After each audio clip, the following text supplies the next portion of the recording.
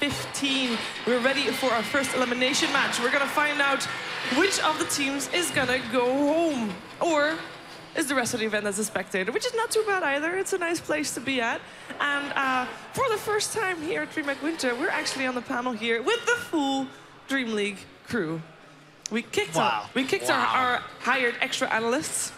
I'm sure the people at home, they're booted. They don't, they can't contain their excitement here. Yeah.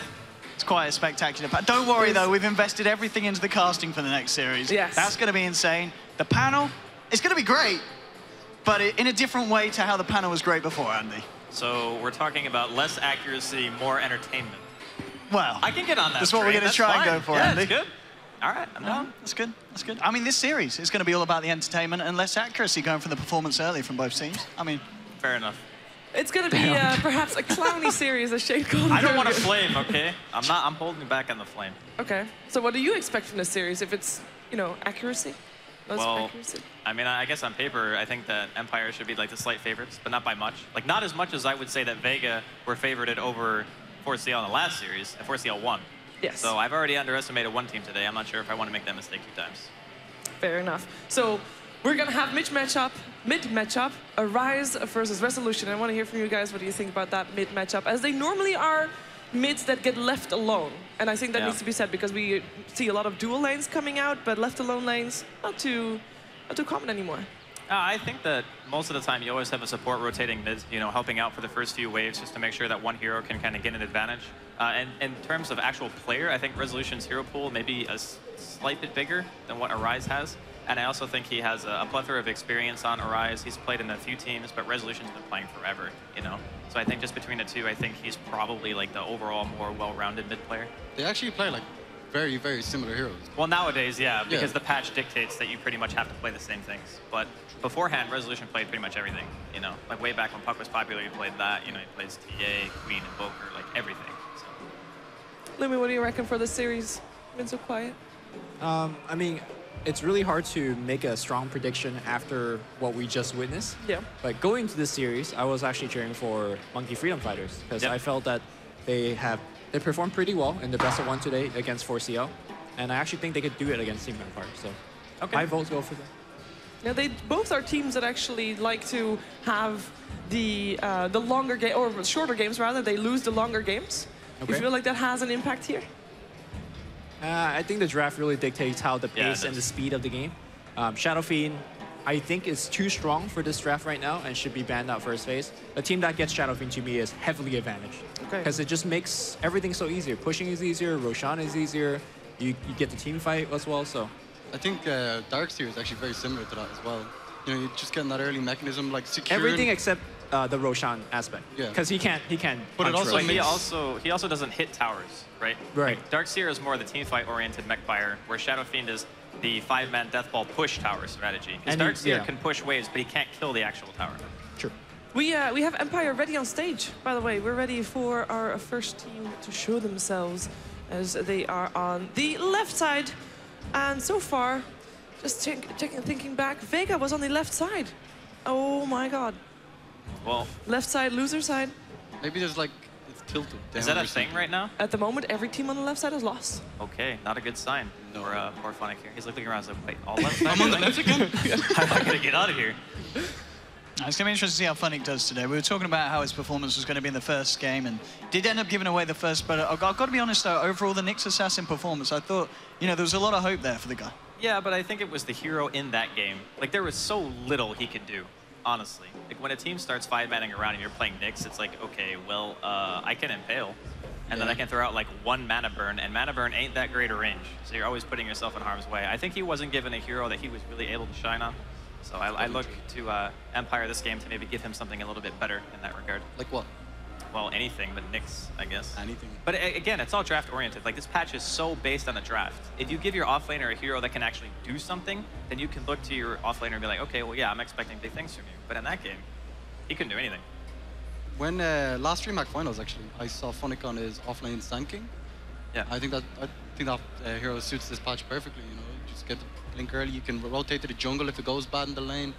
You know, it's a greedy pick, right? But if you get to that point in the game where you do get the Blink Dagger, then it can be hugely impactful. I think 4CL ran it in the past, right? Like Bambo played it.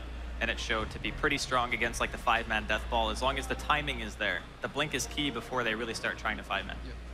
What's the most important thing for Empire in this series? The most important thing? To look out for, to focus on. I just stick to what you're good at, honestly. Like I'm kind of tired of seeing teams try to adapt to like what other people do. It's been shown like Vega when they played their series earlier where they had the Ember Darkseer. Like when they opened up with those two heroes, I was thinking to myself, this is exactly what Vega loved, you know? And they showed how strong they can be with it. So for Empire, just do more of the same. I think Empire is still like searching what they're really good at. Like 2 days ago, they actually picked Meepo and Lycan. Like these are not exactly heroes that they're known for. Obviously, Resolution. No, Lycan is one of their well-known heroes. But Meepo though, Resolution. Meepo, was definitely not Meepo. So in terms of the comfort picks, I think Invoker has been their comfort pick, and today they actually second picked it against Vega. So maybe more of that. But Shane, I was cutting you off. Gone. I wasn't. All right. You just put him on the spot. He's like, I got nothing. No, I had something, but it's gone now. Yeah. Well, okay, fair enough. Okay, I believe that we also have the other team ready on stage. Monkey Freedom Fighters also fighting for their chance to stay alive in the tournament. They're on the right side though, so they're pretty comfortable. Sure. So far, so good. Unless you're in that end seat, I heard it's very close to the edge. Really? As in the edge of the stage. As in scary falling off? Don't fall off. When I walked in, I took a look on the left and it's like a millimeter away from the edge. Like, and it's like a 4-foot drop. So if you sneeze and your chair goes a little bit to the left, you're just a goner. So I believe that on the corner it's actually Sing Sing sitting there. Generally, he is one that sits fairly still even when he's playing. That's why they put him there. I was gonna say, because if you have someone there that actually is animated when he plays, then you're gonna have a problem there. As Arise is in the middle, he's ready. I'm very jealous of all these guys' sweaters. It looks very warm. The person I hope has a good recovery game is actually Kebab, who is going to be coming up next. Because he was like 1-13 on Venge earlier today. His keyboard broke. Like, things are going wrong. Actually broke? I think it could fix itself now or something. The keyboard? A self-fixing keyboard. I think the wire was like... loose or something. Yeah, something like that. But okay, he is definitely a very experienced player, been around the scene for a long time. And he played that Venge game, right? Yes, he did. It didn't really go well for him. Like, he was eating you talked like a lot of about games. missing chain stuns and sometimes being out of position. Well, he position. swapped himself in for death most of the time as well. Yeah, there was some really nice swapping to skewers. Yeah, they were pulling that The combo lineup necessitated that he did that. Like there was no other way they could have taken a fight unless he sacrificed himself. So maybe give him a hero where he doesn't have to suicide in order to be effective. That would be nice. Yeah, it's a good strat. So one thing for Monkey Freedom Fighters that actually stands out as opposed to all the other teams is how they distribute their farm. So they got 3 cores. They got themselves Demon, of course, Arise, and Sing Sing. And all these 3 have about the same farm that they get out of a map. Well, normally it is obviously your number 1 position gets the most farm, your number 2 position, second most, etc. What kind of impact does that have on a game? I think it's very similar to what we just watched for CL. I mean, one game we saw Bambo highest on the net worth. Another game we saw Pycat's Tiny. And to answer your question, it's a game where everybody pitches in because Bambo is carrying hard second game. You have Pycat carrying hard the third game. Yeah. So everybody could step up, everybody could make some plays. And even we had Nico up here. He wasn't, very happy with his performance, but like you said, he sacrificed himself. He did what he needed to do, baiting out global, scaring people out of Roshan pit. So I think that has a lot to do with the draft though as well. Like people are the drafts are very versatile, and people are picking like different cores for different lanes and this kind of stuff. Well, a lot of it too is the patch, right? Because everyone wants to fight. Yeah. So you always draft stuff to take team fights, and when your cores are living through the engagements, you often see the position 1, 2, and 3 at the 1, 2, and 3 of net worth because they're living through all the fights and they're getting all the gold from the towers and the team fights are going well. But when the game starts getting out of hand and you start losing map control, then you start seeing like, okay, one hero is way up here because it's our 1 position and he needs to farm, and then everyone else is suffering because you're not taking fights anymore. So I think it's really down to who has the better lanes, who can take the better team fights, and that's when you're gonna start seeing all these people actually close your net worth. Yeah, before we go into the draft, by the way, make sure to check out facebook.com/ROG Nordic, where you can put in your opinion on who is the MVP of this finals, here LAN finals at DreamHack Winter. You can put it in also preferably with your motivation. And why should you do that, you ask? Well, I will tell you, or rather Shane will tell you. Let's have Shane tell you. Shane, tell him. If you do, and you predict correctly, you can win this beautiful golden graphics card. Look at it. I mean, it's better than the silver one, I'll tell you. It really is. That's some awful stuff. Let's have a look. Check this out. It's wood on. You're right there. No, it's very hard to pick up the box. I saw what she did. Some next level unboxing here. Oh, look at that. You would save Look yourself at the that. trouble of I mean, the putting box your is phone better back than the on. graphics card. I mean, that's what people are really going to be entering this competition for. Win the box. There we go. Get a graphics card for free. Look at that. Bonus. Wow. Oh, all right, it's broken now. You've That touched thing it, is Shane. massive, actually. It's pretty cool, right? Yeah, it's very large. You have to have a case that actually fits it, yeah. Yeah, But no, no it's kidding. actually it's a fairly decent size. It's Normal size. actually gigantic. It would fit in my PC. Hint. I bet hint, it would. Production. Hint. What? They're not going to give you the video card, Shiva. Well, if she guesses correctly, It's limited Am edition. I You not the can't have one something that cool. that can say it? Like someone can put in the hero is, or rather what the player is, and I can just say something else that I put in myself. Too shady. And then it's on air, and then it's live, and then it's proof, and then it's, you know, can't turn it around. Anyways, you can go to facebook.com/ROGNordic to win yourself that graphics card. You can also win the Ultimate gaming, experience. not experience. Oh. Ultimate gaming style. No. I'm just gonna set up. I have no idea what's That's the happening last right time now. they sponsor us, Lumi. Ultimate gaming setup.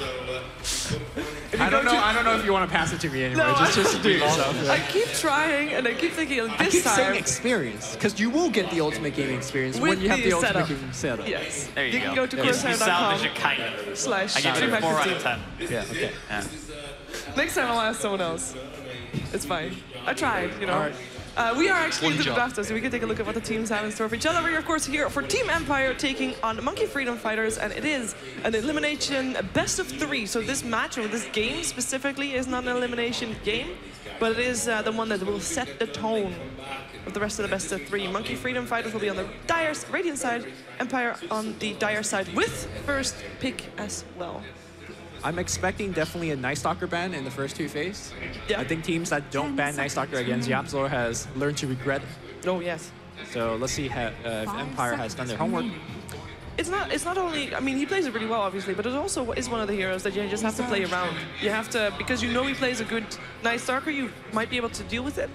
But Empire would have to work around how Night Stalker plays rather than playing their own game, which is the same kind of story as why you would ban a Brood against a Vega squad. Sure.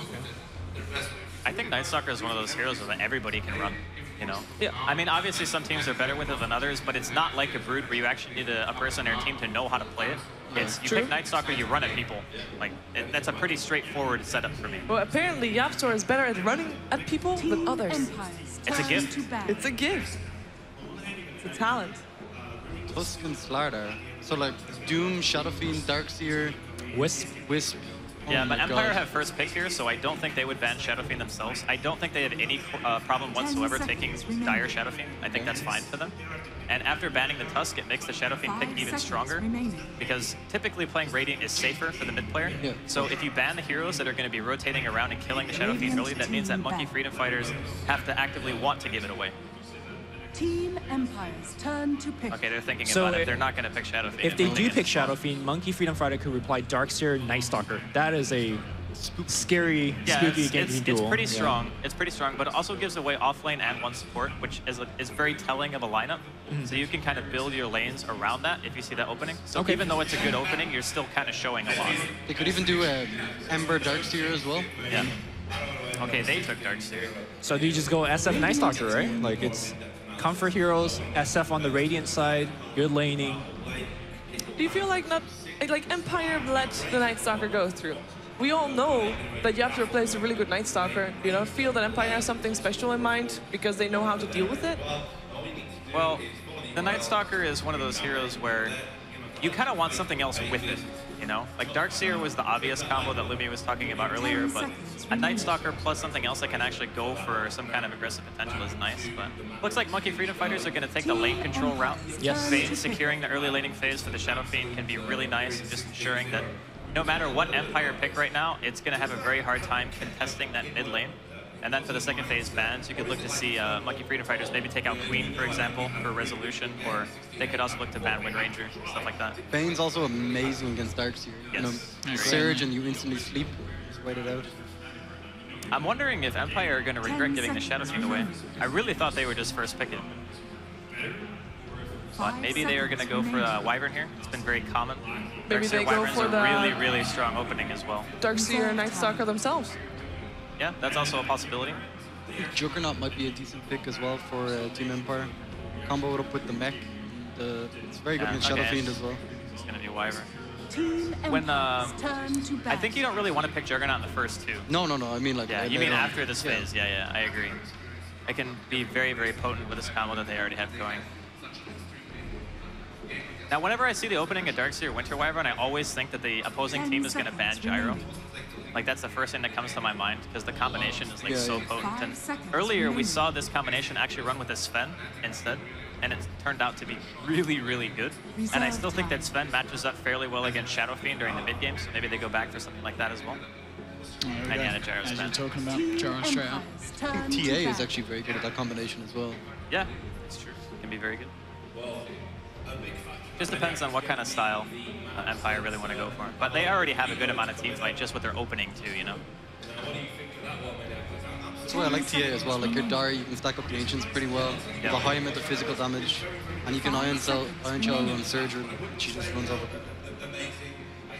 What do you reckon, Lumi? Reserve time. What would you like to see for Team Empire? Empire has a lot of success with Juggernaut in the past. So I think that's a hero they can lean back as well. And as CIS team goes, they also really like carry Silencer. We just saw a support variant earlier, and I'm not sure if it would be a good combination with Darkseer and Winter Wyvern in particular, but it definitely adds a lot more to the team fight. And of course, Silencer is really good against Bane in general, just be able to get rid of the Fiend's grip whenever they want. Yeah. They also play mid as well. Or was that? No, that was Iceberg from CIS yeah, Rejects. Iceberg, yeah, he did that. I mean, mid silencer is one of those things that you just have to be used to playing with, you know? Because silencer does a very high amount of damage in a core role. So you max out the glaives early, you get last word going, and you hit a good global or two, you can just crush people. It's very good, but it's one of those things that not a lot of teams, I think, are comfortable with at this point, or don't have enough experience with to really want to pick in a situation like this. So third pick coming out here for MFF. Oh, they could actually counter pick with the Juggernaut and do the Shadow Fiend mech with the Juggernaut push. Yeah, they could go for like the super death ball. Yeah. That's definitely a possibility here. Against Darkseer as well, if you sleep when he surges, you can always get the spin and kill him. Yeah. Lane as well. And with the Gyro ban, that's a really good option. Because Gyro is usually seen as that hero who does well against the off lane. La. Okay. Lina support here. That combo. Bane Lina's really strong. Yeah. Like, really strong lane. I do like the Juggernaut because something that PBD mentioned when he saw the Darkseer Wyvern combo is picking cores that has magic immunity or will get BKB. Because as the game drags on, your vacuum curse is a lot less effective. And obviously Shadow Fiend is a premier BKB buyer. Juggernaut obviously gets spin away from the combo, so I really like the Juggernaut pick, but let's see if Team Empire will pick it up themselves. TA is actually super good now for Empire. Yeah. There's no way to break the fraction so far on MFF. They already have taken Darkseer for themselves. Winter Wyvern they also have. The Gyro's banned, Doom's banned. Okay, they're gonna deny pick the Juggernaut actually. Radiant team. Yeah, it's good for both teams. Yeah, of course. I think MFF would have been really happy to pick Although, themselves. with that said, Healing Ward is not going to be surviving for a long time. I was hoping to see this. All right. The sing-song Mirana is coming out. He is still the person with the most Mirana games played in professional Dota 2 up to date. I gotta say, I know this is one of the heroes that he's very comfortable with, but I very seldom see core Mirana do well. True. Like, I actually don't know. If you duel, on this patch, I don't know if I've seen it with. Like an aggressive lane with it isn't so bad though. You know, you can guarantee you hit the arrow, and he's not going to be able to spin on the Juggernaut because of the interactions. How about a Bane Mirana Lina tri-lane then? 5 seconds remaining. Have Shadow Fiend solo mid, you can rotate your Bane maybe sometimes or your Lina. Then you need a 1v1 matchup against Darkseer that does well. Also, I feel if you go aggressive against so much healing on Team Empire. Slardar doesn't do well though. He kind of loses that lane really hard. What were you saying, Lumi? I was saying Sardar's if you banned. go Yeah. offensive tri-lane against Winter Wyvern and Juggernaut both with healing, like if you don't get that initial kill, they run away and they come back and suddenly all your spells are on cooldown. So Resolution Invoker mid, no surprise there. He really likes it, and unfortunately, it's going to be Quaswex, Shane. I know you've been hoping for Exhort. Will we see Exhort this game, you think, Andy? It's one of those things where it's what your lineup needs. So Quaswex is typically picked against the heroes that have low mana pools, you know, like strength heroes, Night Stalker, Sven, stuff like that, where the Tornado EMP is really good. It's still okay this game, and it's kind of the flavor of the month, so I still think he could go Quaswex, but Exort is better in this game than the one we saw previously. What I see happening is he just gets alacrity, and they just push high ground with it like super early. Yeah, no, I agree that Exort could be good for this game, for sure. Because the other thing, too, is you want physical damage for the Shadow Fiend, like outside of just the Juggernaut. So you have somebody else who can kill him through BKB, and Invoker as Exort can definitely be that hero. And it's obviously, very weak in lane, though. You know, like it's easy to gank him. Yeah, it is, but I don't think that we're going to be seeing more than one hero rotate around early, you know? Because if you split up the Bane Mirana lane, it's very weak. And I think they're just going to go for like a standard 2-1-2. Or they have the Bane just babysit mid for Shadow Fiend like we were talking about earlier. And then they just have the Mirana farm safe and then just pick off lane. Oh my god. They pick a Drow on Monkey Freedom Fighters. What, Jimmy Mirana will have Sing Sing on the off? Yeah, no, I think we're going to see something more teamfight oriented, like a Brewmaster. Jimmy likes that hero. Brewmaster would be great. But I'm kind of feeling, are we not just going to see something a bit more orthodox like the Jimmy Clockwork or the Jimmy Shaker? Anything that lets you fight up front. Yeah, Tide, not Brood, Tide. Clockwork. It's going to be Clock or Shaker. Anything that lets you kind of go in and start the fight. I mean, right now you have the Bane Mirana combo, but as fights break out, I don't think... Oh, they go with Brewmaster. Call. Team Good call, Lumi. Turn to pick. Once again, so last one for Team Empire.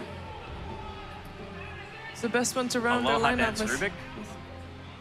They need some stunning support. Amazing in this game. There you go. Hey, I don't know about the accuracy being dropped down here. You guys here. We've been pretty good on the panel so far.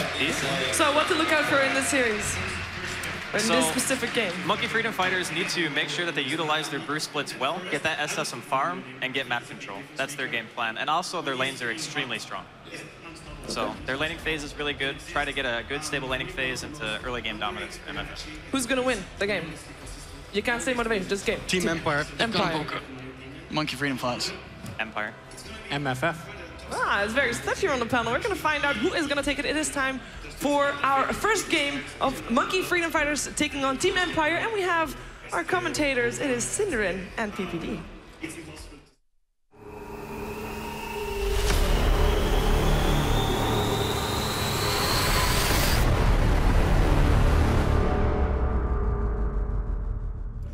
This is going to be a very different kind of series than what we've seen so far. It's a series of firsts. It is the first time Empire meet MFF. It's the first elimination match. It's the first time we cast together. We see Mirana, we see Brewmaster, so much good stuff. Of course, I'm Sinner, and with me is PPD. Looking forward to casting with you for the first time. We got a good game, I think. Yeah, these teams kind of, they lost their best of ones. Not a big deal. They can still bounce back, and it's a good time to do it when your back's against the wall. Elimination coming straight up. So what do you think about the approach from MFF in this? Obviously, it was a very different draft from what we've been used to seeing so far. They grab a couple of trademark heroes for their players. Do you think Mirana is a hero in Dota right now? And what about Brew? We've actually been playing around a bit with Mirana. Artur, if you ever watch his stream, he loves this hero for some reason. He's just totally fascinated by it. He's like, oh, this hero's so good. We're not the biggest believers in it yet, but we're not ruling out the possibility. Maybe Monkey Freedom Fighters has figured out the hero more than we have. So I think he's a hero with a lot of potential. I think his ultimate is very underrated. It can be, very, very effective, especially in the mid game before gems get picked up. Yes, of course. He also is very good at securing lanes, which is what a lot of teams are doing right now. It's just trying to win lanes. Yeah, judging from the draft, as you said, it's good for the mid-game. It looks like both teams have really mid-game oriented drafts. There's Brewmaster on one side, the other team, of course, with the Invoker, who is known to be exceptionally strong in the mid-game, but maybe falls off a little bit later on. They have that together with, of course, the Darkseer and the Juggernaut, mostly considered also a mid-game carry, sometimes late. So I think we're in for a lot of mid-game aggression in this lineup. I did like the Panda pickup a lot. It's actually really, really good this game. There's not a bunch of BKB heroes on Empire, so generally against Panda, you're like, oh, we can go fight once we have our BKBs. This game, Invoker's probably not going to buy one very early. Darkseer generally doesn't buy one too early, and then Juggernaut has the magic immunity with the spin, but after that, he's totally susceptible to anything that Panda wants to throw at him. What do you think about this matchup for him, though? Brewmaster versus the Darkseer. Yeah, that's the concern. I'm not sure how this lane goes. I mean, of course, you say it's Darkseer favorite, but how favorite is it? Demon is already in a lot of trouble, actually. Funnick really wants to dive for this. Demon, of course, with the healing salve, though, will be diving off to the left. But that salve already being forced out here for Funnick. He has an advantage on regeneration. Mid lane at the same time, Shadow Fiend is starting to grab himself some of the first CS. They did help Resolution out a little bit with the Wyvern early on. And how about this matchup then? Oh, wait a second. Top lane, Juggernaut is actually going to get the first blood here over on Beaver Knight. Sing Sing in way too deep, and they might even get a secondary here. Kebab, if he's not careful, will be going back, though. Maybe tried for the Nightmare setup into Light Strike Array, but of course, try versus try situation is very easy to take that off. Yep, good heads-up play. They noticed that Sing Sing had arrow first and have leap, so pretty easy kill once they figured that out. And what's your read on this lane now? Of course, in try versus try situations, getting the first couple of kills generally decides the lane because so many heroes benefit and so many suffer. Yeah, I think a lane like this is really tough to do against Wyvern because I think if he gets his Cold Embrace at level 2, you just kind of Cold Embrace the hero that they're targeting, and all those right clicks just, do 0 damage, and the Juggernaut is free to do whatever he wants. Lane Resolution. Some pressure onto Rise here. This is a pretty even matchup so far with the help that the Invoker got. Generally, Quas Invoker doesn't put too much pressure on the Shadow Fiend early on. Can, of course, try to beat him with regen. He's actually doing just that right now. Rotation coming in from Aloha Dance, but can't reach the... Oh, that was close. Telekinesis gets the level 1 Fate Bolt, but missing a little bit there. Rise with the salve is back up now. Funnick versus Demon again here in the bottom lane. Looks like Funnick is getting the way better exchange here. 12-2 against 5-2. Expected, or do you think Demon should be doing a bit better here? That level 1 engagement was pretty bad for Demon. He lost, he didn't get any CS under this tower, and he, barely got away with his life. This arrow will fly astray here, so nothing really being found by Monkey Freedom Fighters. This top lane is a concern, though. I'm not sure. If they're not able to get kills in this tri lane, that's pretty much why they picked it. They were like, okay, we're going to pick this aggressive tri lane, we're going to crush this lane, and then we're going to put Panda in the safe lane. And maybe he doesn't do great, but he still gets his levels. And losing this tri lane can be very, very bad for Monkey Freedom Fighters. And there is that Cold Embrace you were talking about. It's very tempting in try versus try to skill the Splinter Blast just because of number of targets, but I think it's a very good read here from No Fears to go for that Embrace. And Empires seem to be doing really well in all 3 lanes, actually, just winning out on farm. Surprised the Invoker's doing so well. I think this matchup is, I want to say, pretty Shadow Fiend favored. I mean, I imagine as the lane progresses, Shadow Fiend will get more and more ahead, and they'll eventually retreat to the jungle and surpass Invoker's farm. But there's no one stacking for him, though. That's the downside with running an aggressive tri lane here, is that that's true as well. No stacks, he'll have to stack for himself. I know the new Alacrity, like the Exort Invoker, actually does super well against Shadow Fiend. It's actually a really hard matchup for SF. Funnick starting to do the classic Darkseer play here, which you can very easily get away with when it's an aggressive tri lane on the opposite side. Just cut the wave, take all the CS. Brewmaster can't really farm that well under tower with the amount of regen he's already lost. Looks like Demon will, however, be getting... Was that a bottle flying out for him there? It was. Yeah, so he's got a bottle and an Invis rune. Could open up for a play, but he's already at a full level disadvantage. Actually more. Funnick is level 6, Demon's level 4.5. This is very, very one-sided in the bottom lane, tripling him on farm, too. Funnick's awesome in these 1v1 matches. He's actually like one of the more scary offlaners to put your safe lane solo against. He just has a way about him where he just totally abuses the fact that you're, getting greedy on the lane, whether it's Darkseer, Batrider, Beastmaster. He's not afraid to go beyond your tower and really punish you. Is there any plans of rotation from the Radiant side? Kebab without a TP. There is also no TP on the Lina of Yapsor, so Monkey Freedom Fighters make it very clear that they're playing this in a static way. Do you think this in any way is going to pay off for them at some point? Are they going to reach a critical point when they can actually kill this lane and win? I don't think that they can kill the tri lane. I think that eventually they're going to see some rotations, and I think maybe mid ganking the Invoker for the Shadow Fiend once he has a couple more points up and raises might be the play. But laning phase so far, I would say, is just almost disastrous for MFF. It's a 2,000 gold lead out of more or less only CS. There's 1 kill, and the experience looks pretty similar with 1,500, almost 2K as well. It's pretty surprising they're so stubborn. Well, Dire's tri lane is just pulling in the top lane, so they're getting ahead in that lane. Like we said before, Darkseer is just totally destroying this Brewmaster in the Radiant safe lane, and then Invoker is up there with Shadow Fiend, and that's as much as you can ask for. And now we're going to reach that scary point for Invoker too. Resolution has got 2-3-1 build so far, so starting to have a lot of damage between EMP and Tornado onto Arise. Actually just going to burn his mana here and be a little bit of a nuisance, force him away.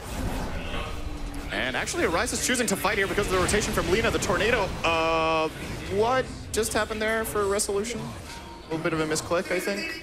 Oh, yeah, I mean, he probably could have tornadoed the SF there and got the kill, huh? Yeah, it looked like he wasn't sure whether he wanted to tornado the Lina or the SF, and maybe went for a little bit of a goal between the two heroes, but unfortunate. Yeah, he tornadoed the Lina so that he wouldn't get stunned, but he ended up, the Lina just like, you know, he just cast the stun after he came down from the tornado and killed him. Minor misplay. It's very important, though, for Arise here, who was looking to be killed off there by the Invoker. So the rotation at least puts him on level 7 here. He's going to get his bottle refilled as well. Coming back into the lane. And it's huge for the Lina, too. Get that kill? Yep. That trial lane was going really poorly for him. He's now level 4. He's got boots, magic wand. Back. Do you see any kill potential for them in the bottom lane on Funnick? They can Dispel Magic, they can Cyclone the Surge. If Lina hits a stun, it's more or less a kill, right?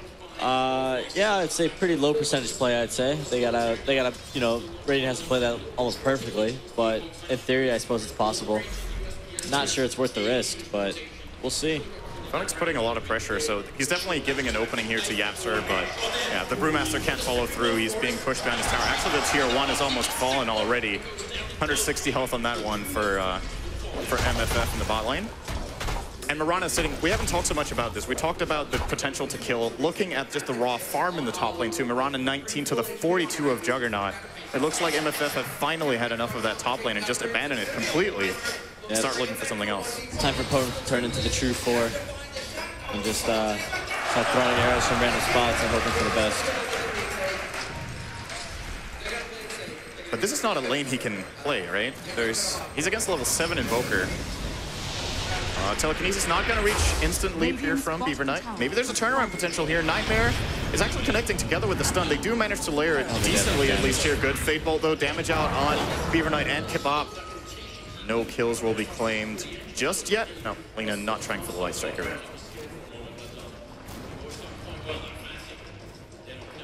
And the tower did fall in the bottom lane, by the way. It was claimed by the Dire, so not denied at the very least. He is filthy rich right now. This is... What's that? Does he have anything on the courier? Oh, he went Soul Ring and Bottle, and he still has... He almost has a mech at minute 9. This is about as good as it gets. 60 CS.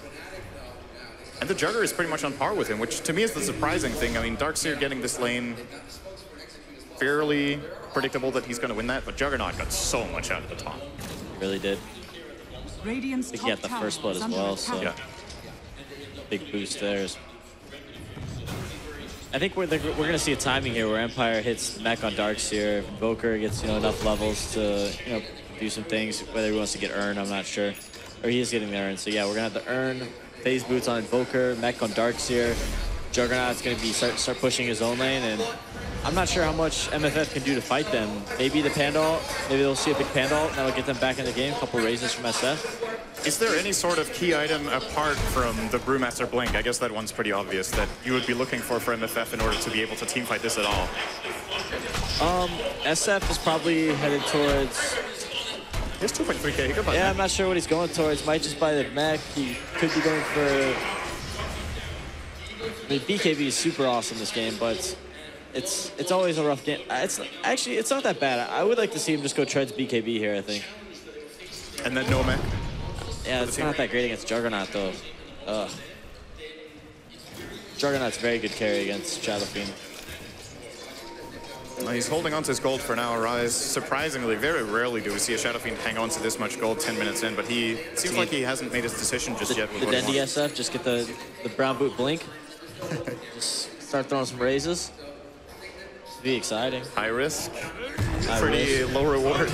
Oh, there we go. They got the Nightmare into split. This should be a kill on Funnick. Nope. They don't land the second raise, but with that Cyclone, should send up for the third, and Kebab will claim that kill. Big kill goes to the Brewmaster, so progressing toward the Blink. His gold count right now is about 1,000, so still quite a ways away from it, Demon, but at least making some progress. Meanwhile, in the top lane, Invis on Yapster might be thinking about this. Actually lets the Light Strike Array go, but without Laguna Blade, there's no way he finds this kill. Yeah, so it's going to be tough for MFF to defend this top side now that Panda Split is down. Steel Dragon Slave as well. Rubik has very quietly claimed level 6. There's a lot of good steals in this game. I think the main reason Lumi pointed out in the panel was, of course, being able to steal the Brewmaster split. There's also Fiend's Grip. Fiend's Grip, yep. Arrow is a really good steal, too. Anything with Totem is pretty good. Lena's spells are all very good, too, for the most part. Invis in mid. He's going for it. And Requiem is trying to find the angle with his Shadow Blade, but didn't manage. Do you think Shadow Blade is the choice of this game for a Rise? Smoke up from Dire. Looks like they're getting ready to dive mid. Oh, yep, they're going in. There is no Shadow Blade available just yet. All right, he just evaporated from that combo, as well as, of course, the Dragon Slave Fade Bolt. Lots of damage between that. You saw him being burst there. Maybe a chance to survive with the mech. Oh, Arrow does connect on No Fear, so at least there's going to be a return kill here. Laguna Blade committed as well from Yapster to claim that one. Well, I was going to ask you, Shadow Blade on Shadow Fiend in this game, yay or nay? Shadow Blade, huh? You know... Oh, Demon isn't too far. Commits the wall, just needs to run next to him for a little bit. Gets the punch here. Funnick. Wow, the double Ion Shell play. Just got killed. He's back into it. Funnick right there, the X Factor. He's in a little bit of trouble, though. Oh, he wasted the arrow. Arrow wasted. They actually could be in trouble now for Baby Knight. Yeah, that's right. Beaver Knight barely gets away here. Sing Sing now on the retreat will be the rest of Empire. Rubik will get caught on his raise by a Rise, so they do get that kill. It's nice. He's got his souls immediately back after he died. It's convenient. Yep. Resolution is thinking about it. They are within Moonlight Shadow, though, and looks like they're just going to retreat. Okay, maybe now we have time for the Shadow Blade. Not the biggest fan. You know, they already have a Podem on their team, so that's one thing. They already have plenty of sentries out there for Podem. Also, you know, I just don't think it does as much as like other items. I think that like any of the other item builds are much better. I don't like mech against Quasark's Invoker. I really did like the BKB first. Also like SNY, Helmut Dom could be okay as well, or maybe even, I mean, Manta's not actually that bad this game against Juggernaut, but it's a fine item. We'll just see if we can get anything done with it. I'm guessing we're going to see him transition into Treads and then BKB. Seems like a pretty likely build this time. Kebab trying to counterward it. Instead, he's going to get a double tornado on himself and his teammate Demon. All right, they commit another sentry. That's why they come in packs of 2. Yeah. Need to make sure to shut this map control down, as Empire do have a couple of other good wards. They have coverage around the Radiant top tier 2 and the middle tier 2. Definitely looking to... I'm guessing they want to start putting some pressure on this mid tier 1, especially if Brewmaster split is down. Should be within their reach. What do you think about Roshan timing for Empire, by the way, in this game? Looking at Jug's item build, he's going for phase drum Yasha. Oh. Yep. Okay.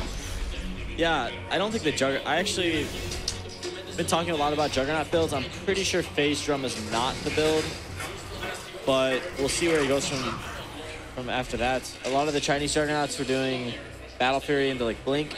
I thought that was pretty cool. Phase drum seems pretty underwhelming to me, but we've seen a lot of Dota like today that's just basically just run at the enemy, so maybe phase drum is the build. It's a pretty, at least the good thing about this build is that it ramps up your farm very well. With both Yasha and drums, and FaZe, of course, runs very fast. And he's head of the curve, so that's pretty decent. Winter's Curse deployed onto Beaver Knight. He is just... All right, he vanished, and so will this tower most likely. They do have Healing Ward committed. Looking to put the pressure here. Starstorm was the steal out from Aloha Dance. Don't think we're going to see MFF contest this. Do you think Empire could just transition into Roche right after this, or are they missing some sort of key ability in order to do that? They just need to be careful of the Panda's Blink. That's pretty much it. I think that they're still 500 to go for that. They're actually going to dive onto Yapster. Omni Slash as well as Cold Snap going to make quick work of him. Silent does have to spin. Times it very nicely here. Actually, the Hurl Boulder does go onto Funnick, but looks like MFF don't really have the numbers or the damage here to do anything, so they force out the split. They get the tower. Now this EMP will do some good. Actually, never mind, the Earth Crew is far away here, so good trade-off for Empire. Do they have anything to be scared of now for Roche if they have a sentry against the Shadow Blade? I think Roshan's pretty free. They can just go ahead and go for it. See, there's a sentry on Aloha Dance. The thing is, though, I feel like they can always kind of go for Roshan, so we might see them just kind of take back their jungle in this situation. He is thinking about it. No fear. too confident to let it go here. Actually just goes for, misses the first raise, but the two others will be enough. Of course, Arise with the haste rune. That was close. Quickly escape here, yeah. Not a little bit surprised by the movement pattern of No Fear. Meanwhile, bottom lane, good vacuum combo into the wall with EMP Tornado as well. Needs a little more damage here to claim YapzOr. That's going to be done with a clap out here from Aloha Dances Rubik. 2 in the grave, tier 2 should be claimed as collateral as well. And Empire is starting to build a really sizable lead now, about 7,500. Seems like this could be on the way to becoming a very one-sided game. Kebab came in too close. He gets telekinesis into the other two heroes. Clap once again committed together with the Ion Shell. Now Beaver Knight is back in business, but he really doesn't have very much to provide right now. Lots of spam pings out on that wall. I'm not sure what exactly that was all about from Demon. And the tower should now be falling as well. What do you do with your MFF right now? It seems like everything's just falling apart very quickly. Well, Shadowfiend's still farming. He's getting more and more items. I gotta think he's gotta go for a BKB. I think he bought another item. Let's see what he has. Boost of Travel. Boost of Travel, huh? Okay, well, he's going the farm build, so we'll see. I guess maybe they're just kind of trying to dodge team fights until Shadowfiend has the BKB, because I think once they have the BKB, they can take some fights, but even then, they could have some problems. I mean, they have the Wyvern ult to go through the BKB of Shadowfiend, and also Juggernaut ult, so you could be quite problematic as well. And now trademark play from Resolution here, getting his Orchid immediately into Ghost Walk, starts looking around, and he might have just found his victim already. Beaver Knight gonna get cold snapped as well as Orchided up. A couple of attacks need to come in. That should be enough. He isn't in far though, and there comes the Fiend Script. Good response from Monkey Freedom Fighters to turn that into a trade-off. Kill going to the Lina. Still, at the same time, Juggernaut will be forcing out the Shadow Fiend, knowing that the rest of his team is at the tier 3. So at the very least, Empire forced them back. Shadow Fiend actually tried to kill him there with the what do you call it? Lothars into Requiem, but wasn't enough damage, and then just he beat out. And the farm continues now for Silent. Let's see what he goes for. Is first item Manta, or do you think it's a Scotty build-up? For the Juggernaut? Yeah. You know, I don't know. He's got the Yasha. It could just be Manta. It's not the best item in this game, but I guess you can remove, like, Panda's stuff. Yeah, he bought it. With some good timing, you can dodge. Good for split push. Lina spells, good for split push, absolutely. YapzOr doesn't know what's about to hit him here. Funnick with the Invis runes just gonna walk in. The Light Secretary actually does hit over on the Rubik, so maybe he didn't know what was gonna hit him, but the mech comes out. Do have some Invis here from the Moonlight Shadow. Does pump the dust though. Juggernaut, really quick kill on Kebab with the Omni Slash. And he rotates down to find YapzOr as well. 2 quick kills for Empire. Again, looking for every time they find these kills, they get more than the kill. Always collateral. Yep, their movement's really good this game. Also, it helps that they have a Darkseer on their team. And one of the best things that people actually don't think about when they have a Darkseer is that Darkseer keeps all of your lanes pushed. Like that's a huge deal. Like there's only so much you can do on the map when your lanes are pushed. So by Darkseer keeping, like, I mean, bottom lane wasn't pushed, but mid lane was pushed because of Darkseer, and then they were able to get some good kills while when the supports tried to like keep push back out the lane. Looks like Empire are gonna try to use this advantage to look for Roche, but speaking of the lane push, this is actually one of the worst moments they've had in quite a while to go for Roshan. Middle lane is around the middle. The equilibrium in the bottom lane's at their tier 1. This is incredibly obvious from Freedom Fighters, and it's just a bait. They pull back. Yeah, that ward on the hill there is pretty big. I think purple is not smoked, so they saw him. Oh, yeah. They're just like, oh, he's beelining for Roche. So man, Rise is just going in really aggressively here. If there's any sentry there, he could just be losing his life for almost nothing, but gets a little bit of information. There's the blink clap split from Demon. 2 good races from the side as well from Rise. Very, very nice kill over on the Rubik. Now they've got a Fiend Script on Sound as well. Arrow. Vacuum into a really good EMP, but it's not enough. No, well, the wall does come out, but it's a little bit late from Funnick. I think he didn't have the mana for it. And now Rise has the potential to wind up the Requiem. Actually cancels. It doesn't need it. They get the kill with the double Starstorm. Now they follow up and No Fear. Really, really big turnaround here for Monkey Freedom Fighters. Arise, 4 kills for nothing. The Shadow Fiend plays. Killing it. Value on that Shadow Blade. And was that an SNY? Yeah, he's going SNY. Forget the BKB, man. Says he doesn't need it. That pretty much just put them, I mean, they're still behind, but it put them back in the game. I mean, yeah. I trust him. It's Resolution.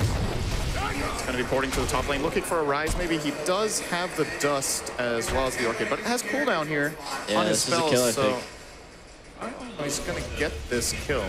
Needs some sort of help. TP is coming in from the Juggernaut. If a Rise goes for this camp, this could be a really big I think he could do it solo, but he needs spells. It's going to Dust. Does the Orchid go in a moment? I guess. There we go. All right. Completely mistimed that, and Arise actually just takes him out solo now. Silent, gonna be looking for Arise. He is still dusted up, but there are creeps in the neighborhood, and there comes the Moonlight Shadow when the only slash jumps to the creeps. Nice play by Arise. First of all, cutting the tree line to get in the fog, and then letting it go. That is not how I saw that play out. Well, he didn't have his like invokers, like his invoked spells. They weren't like lined up for like what he wanted to do there, so he was kind of playing with cooldowns for a bit there. And he felt forced to use the Dust because of the Shadow Blade. He had to go for the play, but yeah. Big backfire. Empire are losing a lot of momentum in this game right now. They still manage to hold their towers for the most part. Rise, Silver Edge, running in here. Good engage from Yapsuri. All right, that's a pretty hard hitting Shadow Fiend. Jules could be another kill. Good back wall from Funnick, but oh, you're not soloing 5 heroes. Instead, the game just turned around on his head within the last 3 minutes. Yeah, this is huge, man. They're on the back of the Shadow Fiend. They're just bringing it back. Also, Lina, Yapsura is just, dominating from this 4 position. He's got so much farm. Arcane Jules, another 1,000. Do you think this is an Aghanim Scepter game for Lina, or you're looking for more utility like Force Staff, maybe Ghost Scepter?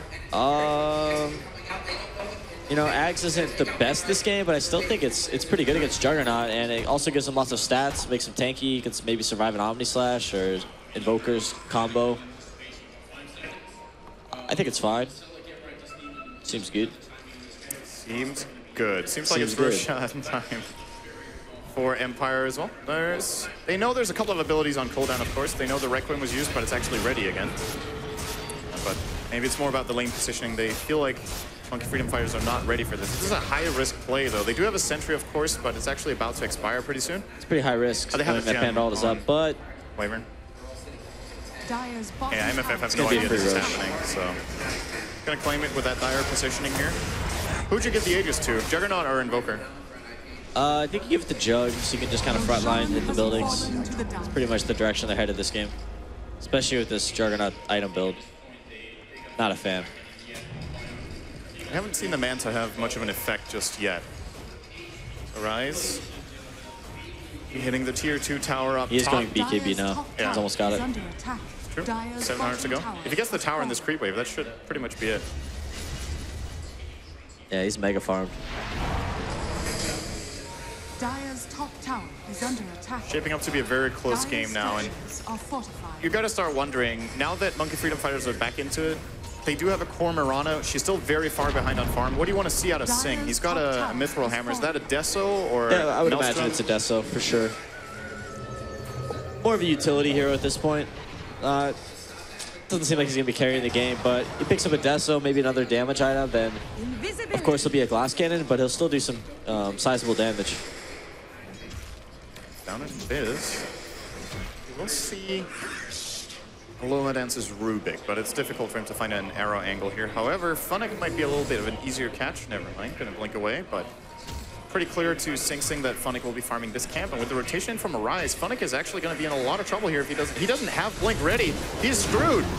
Easy kill for the Mirana, and it is gonna be a Maelstrom actually. So looking for the farm build-up rather than the immediate Glass Cannon. Huh? Yeah, okay.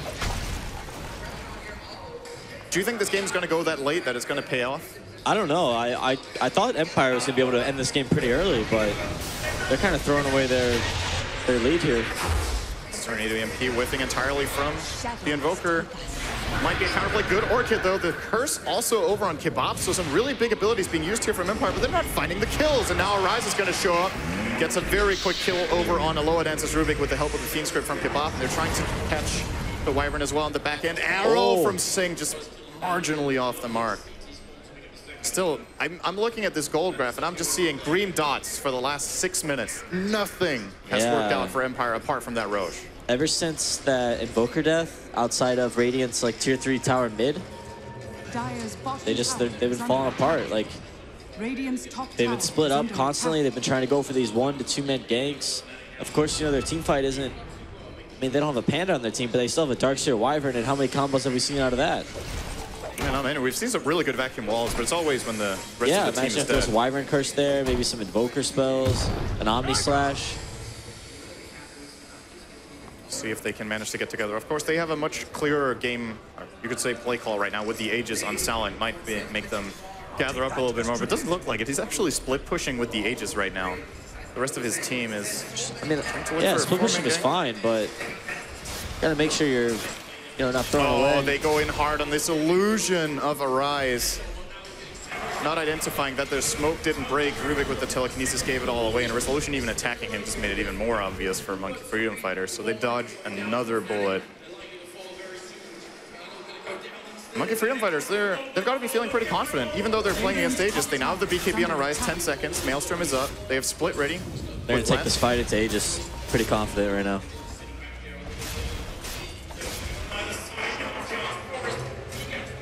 See if MFF can pull it off now. Of course, the last couple of team fights have been easier for them positioning-wise and what they've been up against. Tries to Manta dodge the disadvantage, but the arrow is going to miss. Actually, good Yule's play, though, from Yapster, buying some time, but there comes the backdoor combo that we've been looking for. Kebab's going to get cursed up. They're in a lot of trouble. Beaver Knight will be able to leap away from this as No Fear Cold embraces up himself.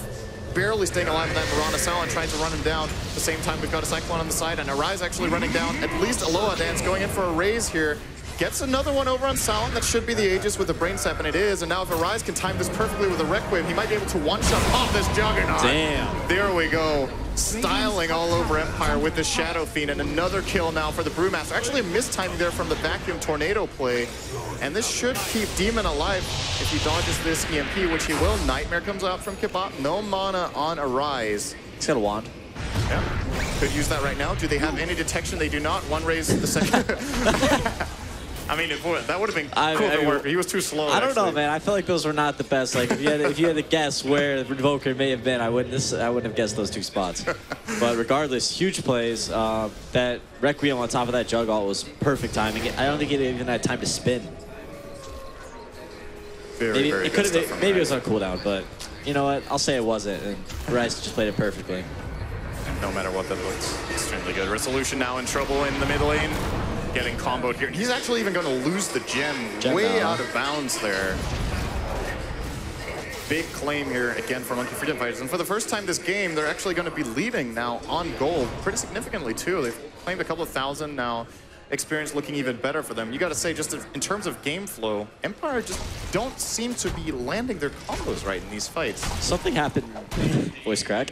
Something happened mid-game and they just lost all forms of direction. Like there was some communication breakdowns or some strategy flaw, like what they wanted to do from like 15 to 25 minutes, and as a result, all they did was die over and over, and the Shadow Fiend with his boots of travel was able to come into every single fight, back up his teammates, and just collect kills left and right.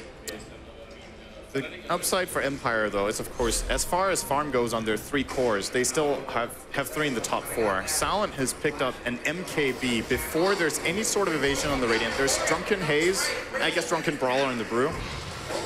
Would you have gone for this item? Would I? I mean, I'm no Juggernaut player, but you know, I wouldn't have. I already talked about Juggernaut build. Not a big fan of the phase drums, but you know, MKB is not a bad item. It's awesome against Shadow Fiend. You know, Shadow Fiend's most often Shadow Fiends go for Butterfly. The mini stun is pretty nice too, especially Shadow Fiend doesn't have a. Oh, Shadow Fiend does have the BKB now though. Yeah, it's good versus Panda, but I mean, it's an okay item. The thing is, like, you go phase drums, Aquila, like, you don't have too many slots, so he's got to get rid of his TP next or his Aquila and then pick up another item. And there's no Butterfly coming out for Arise. He's going for what seems to be a Scotty right now, just tanking up very hard. Is there any value to any other item? Is there a good reason to get Linken's here? Or definitely not Linken's. Linken's is not the item. Scotty seems pretty good. Yeah. Tanky enough to survive Omni Slash. He's got his BKB to handle whatever Wyvern Darkseer and Invoker want to throw at him. Yeah, I think that's the big concern right now, is he just got to survive Omni Slash. He'll be just fine. Let's see if Empire have the tools to deal with the Shadow Fiend. It looks like Monkey Freedom Fighters are feeling confident enough to go for this bottom tier 2. So allowing Empire a 5-on-5 fight. Arrow is searching for the Darkseer, but he's long gone here. Do you think this is the right play for Monkey Freedom Fighters with no Aegis trying to knock on the front door here? Pushing in. I think their team fight's stronger right now. That being said, do they need to take the risk? I'm not sure. I think their issue is like, you know, like I talked about before, Darkseer is keeping all their lanes pushed. So they're finding very few opportunities to actually establish like a push into a lane. Like we saw right there, Darkseer had that lane pushed all the way down to where their tier 2 used to be. And they have to work pretty hard to get that out. And it's kind of hard for them to, you know, go alone. They do have the gem now, I think, on Radiant, so they can kind of clear their own jungle of wards and make things a lot more safe for them to move around, which is nice. This is a very quick Roche respawn. It's like they found YapzOr out, but yeah, they're not really able to commit on him right now. And this should be a kill. Arrow combination perfect from Sing. They do grab the Rubik. With Roche on the field, I guess neither team has seen it just yet. But that's got to be the next point of contention. And nobody's really got any Roche Scout except for an Arrow. Arrow's pretty good. I think Arrow's pretty good. They got, what, Juggernaut Healing Ward too. They can throw that. Arrow, speaking of Arrow, beautiful hit from Sing onto No Fear. He's actually going to jump over. Starstorm going to hit twice. Perfectly ranged out there from Demon Knight. Curse did quite some damage to him, but he's fine. Stop hitting me. That's a key cooldown, actually. Essentially wasted from No Fear. Is this enough for Roche? Knowing there's no Winter's Curse, they've split. Should be a pretty free Roche. Kebab is starting to set it up. What do you think about his skill build, by the way? No points in Enfeeble. The skill build, you know, Bane is one of those heroes where you can pretty much go any like certain thing of skills. As long as you max Brain Sap first, should be okay. I've done this a couple times where you go stats over Enfeeble. It's mostly in games where you don't think you can, you know, safely secure Enfeebles or whether or not it does that much to their carries. It's okay against Juggernaut, it's okay against Invoker, but the more HP you have, the more stats you have, the more you can like survive an Omni Slash, survive a Wyvern Darkseer combo. Those things are most important. Being able to get your Brain Staff off and then eventually, you know, getting your Fiend's Grip off on an important target. Sing is scouting out the Roche. Of course, they did bring it down half for Empire already. They got cold feet and backed out, so there's 25 seconds until they have Winter's Curse again and will be able to fight with their entire combo. And of course, this dire lineup is pretty scary to fight against in the Roche pit. Absolutely, if we see a good Omni Slash too. That's pretty much what I'm looking for in this next fight. Arrow searching again. Sing trying to get a freebie here, not happening. And their illusion has scouted them out. So Moonlight Shadow did not really bring anything with it there. Now it's a little bit of a standoff here where do the teams actually have any smokes? Empire, they've got one in stock in 30 seconds. I don't think they've got any on their heroes. And for the Radiant, it looks to be kind of the same story. No smokes available. Actually, yeah, 40 seconds for theirs in stock, so maybe we're going to see them try for a play with the next smoke. Maybe they're just going to go in regardless. Looks like it. Empire will be trying for it. Alacrity onto the Juggernaut. We'll be doing this pretty quickly. Dragonslave starting off their rest, but here comes Demon. Gets a good three-man clap into Split. Getting some really good damage out. Arrow onto Funnick. That is huge if they can block him down, but doesn't look like they have the focus fire right now. This Laguna Blade will be able to get the job done from YapzOr together with the Fiend's Grip. Silent now trying to finish off Roshan. Perfectly timed Cyclone from Demon. They even get the Rose kill and the Aegis over on Arise, and now the kill on the Jugger. That could not have gone any worse for Team Empire in that situation. It makes you wonder, do you think Empire needed to put all their heroes in the pit? Couldn't they just do it with Juggernaut alone? Yeah, I think it's they're scared of like where MFF could come from. Like where could Rubik stand and actually be effective in the fight? I mean, I guess he has a blink. He probably could have like been chilling around the Ancients, but I mean, yeah, Rubik died instantly in the pit. Darkseer died without getting back wall off. Key arrow there. Juggernaut like was committed to the Roshan, didn't even Omni Slash that fight. Wyvern got his ult off, but that's about it. MFF, I wonder if they want to force out this Juggernaut buyback and if they actually think they can get away with it. Well, it looks like they think so. They're going to jump in on Demon. Arrow's going to fly through. Didn't even manage to connect because he died so fast to Arise. Now 5-on-3 situation on the board.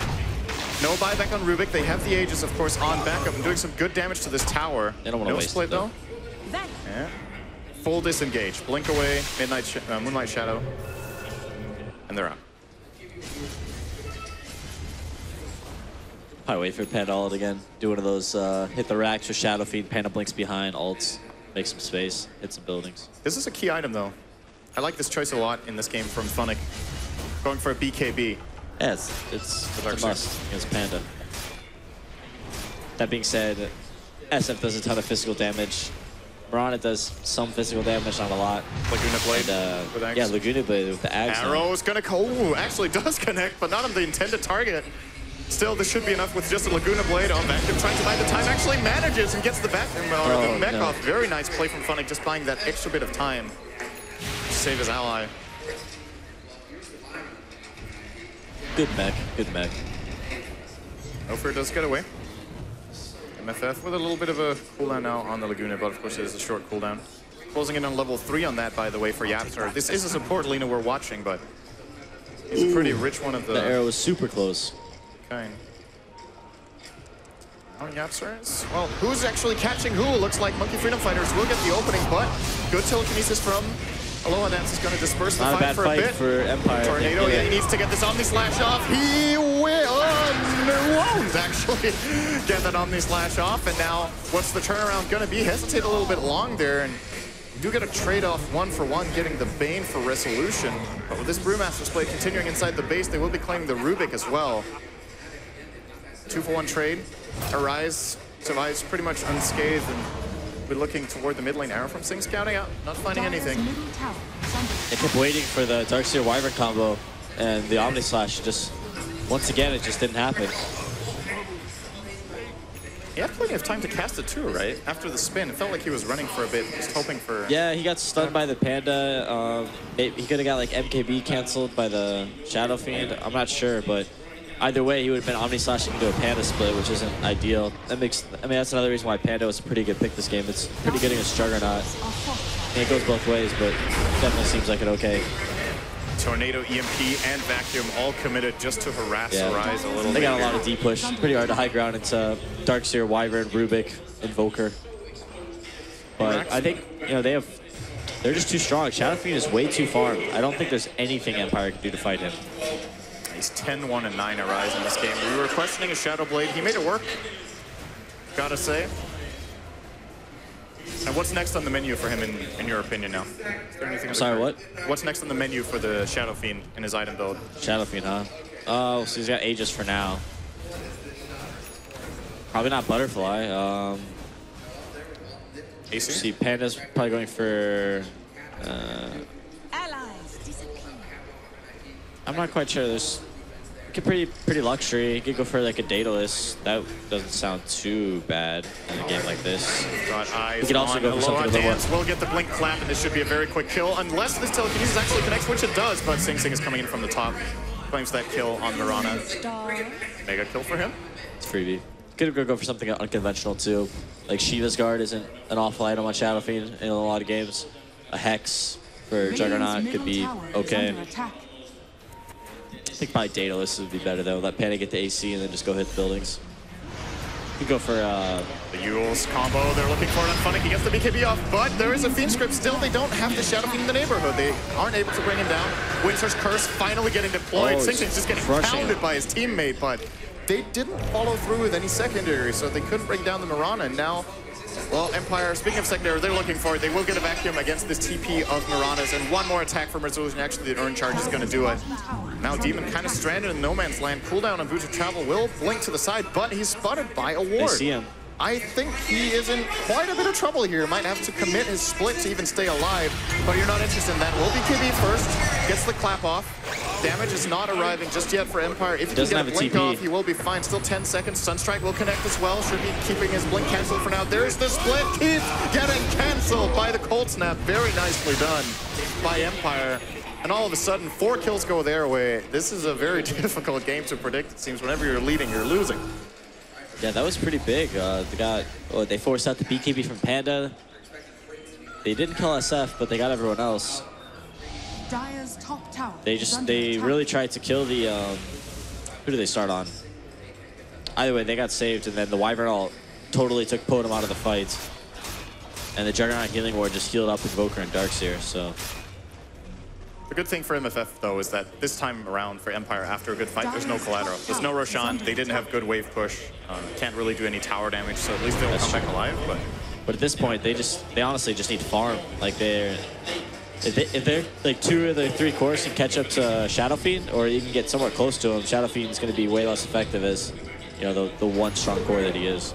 Speaking of that, would you turn Invoker into a physical DPS now, or do you go like full utility? He's got Orchid, Axe. Is this a refresher game and transition to exort damage, or? You could go refresher. I think Hex. Requiem on Funnick! He needs another raise. Actually, he doesn't need another raise, just BKB pop, but Arise doesn't care. 70 seconds on the sideline for him. All right, go ahead. There's the Hex. Yeah, he did get that Hex. I think that was a good choice. And what's next then? Careful, Juggernaut.